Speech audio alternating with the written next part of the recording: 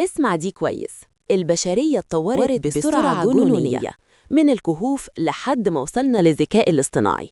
بس للأسف أغلبنا لسه بيفكر بعقلية العصر الحجري في أهم حاجة: الفلوس. سؤال هيصدمك: هل بيتك اللي حلمت بيه أسوأ استثمار عملته في حياتك؟ دي أكتر فكرة مثيرة للجدل في كتاب الأب الغني والأب الفقير. كيوساكي بيقولك إن البيت هو خصم مش أصل، لأنه بياخد فلوس من جيبك كل شهر. الخصوم هي أي حاجة بتصرف عليها، لكن الأصول هي اللي بتجيب لك فلوس. الفكرة بسيطة، تعرف 3 خطوات عملية تبدأ بيها النهاردة. الخطوة الأولى: لازم تعرف وضعك المالي الحقيقي، وده بيتم عن طريق تتبع المصاريف.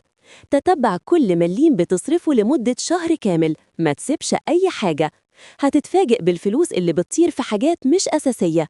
لما تعرف بالظبط فلوسك بتروح فين، هتقدر تتحكم فيها.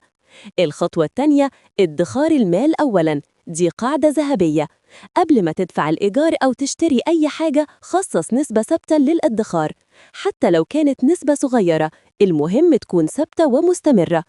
الخطوة الثالثة: زود الدخل بتاعك، وده مش هيحصل غير لما تتعلم مهارة جديدة ليها قيمة في السوق، سواء برمجة، تسويق رقمي، أو أي مهارة تانية بتزيد دخلك. ابدأ تطبيق الخطوات العملية دي النهاردة عشان توصل للحرية المالية.